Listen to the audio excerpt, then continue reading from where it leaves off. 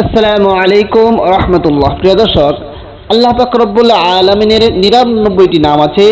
এই ৯৯টি নামের মাঝে একটি নাম হচ্ছে ইয়া মুকাদ্দিমু।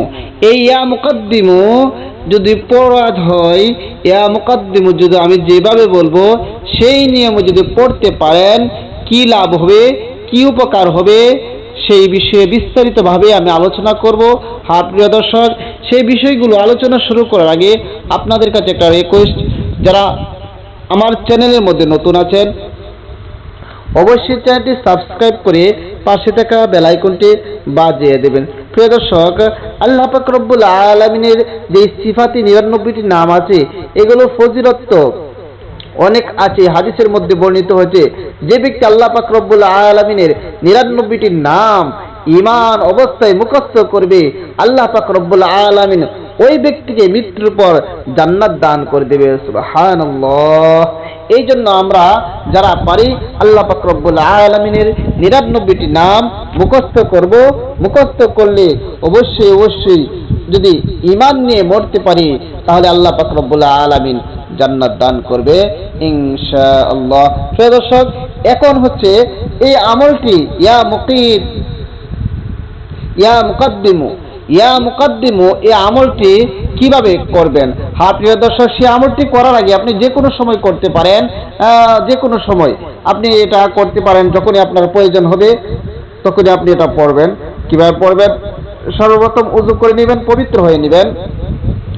ওযু করার পর, পবিত্র হওয়ার পর, এরপরে সর্বপ্রথম ৩ বার ইস্তিগফার পড়বেন। আস্তাগফিরুল্লাহ রাব্বি মিন কুল্লি যামবি ওয়া আতুবু ইলাইহি লা হাওলা ওয়ালা কুওয়াতা ইল্লা বিল্লাহি আলিয়্যিল আযীম। আস্তাগফিরুল্লাহ রাব্বি মিন কুল্লি যামবি ওয়া আতুবু ইলাইহি লা হাওলা ওয়ালা কুওয়াতা ইল্লা বিল্লাহি আলিয়্যিল আযীম।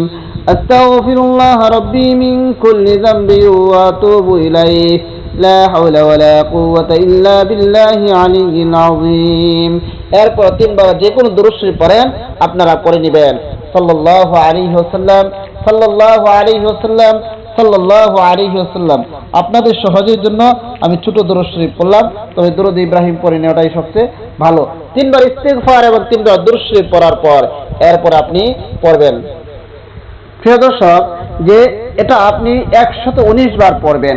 ১১৯ বার ইয়া মুকাদ্দিমু ইয়া মুকাদ্দিমু ইয়া মুকাদ্দিমু ১১৯ বার যখন পড়া শেষ হয়ে যাবে, এরপর আবারও ৩ বার যে কোনো দুরূদ শরীফ পড়েন, আপনারা পড়ে নেবেন সাল্লাল্লাহু আলাইহি ওয়াসাল্লাম, সাল্লাল্লাহু আলাইহি ওয়াসাল্লাম, সাল্লাল্লাহু আলাইহি ওয়াসাল্লাম।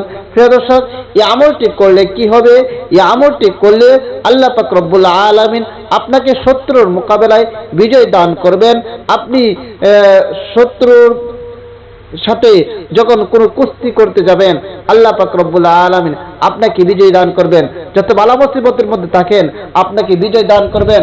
আপনি যদি কোনো মামলা মোকদ্দমার মধ্যে যান, আল্লাহ পাক রব্বুল আলামিন আপনাকে হেফাজত করবে। আর যদি ন্যায়ের পক্ষে থাকেন, তাহলে আল্লাহ পাক রব্বুল আলামিন আপনাকে বিজয় দান করবে ইনশাআল্লাহ। এই জন্য আপনি আমলটি বেশি করে করবেন, তাহলে আল্লাহ পাক রব্বুল আলামিন আপনাকে সব সময় শত্রু থেকে হেফাজত করবে, এবং যেই জিনিসটা আপনার পাওনা, যেটা আপনার হক, সেই ক্ষেত্রে আল্লাহ পাক রব্বুল আলামিন আপনাকে বিজয় দান করবে, সেই জিনিসটা আপনার কাছে পৌঁছে দেবে ইনশাআল্লাহ। প্রিয় দর্শক, এই ভিডিওটি বেশি করে শেয়ার করে দেবেন। ছোট আমলটি যেন সবাই করতে পারে এবং আমল করতে পারে, এবং যেন মামলা মোকদ্দমার মধ্যে যেন তারা বিজয় লাভ করতে পারে, এবং তাদের হক যেটা সেটা যেন পাইতে পারে। অনেক সময় ওই মামলা মোকদ্দমার মধ্যে দুর্নীতি হয়, নিজেরা অন্যায় করে না, এরপরে ও দোষী সাব্যস্ত হয়। এই সমস্ত অবস্থার মধ্যে এই আমলটি করবেন ইনশাআল্লাহ।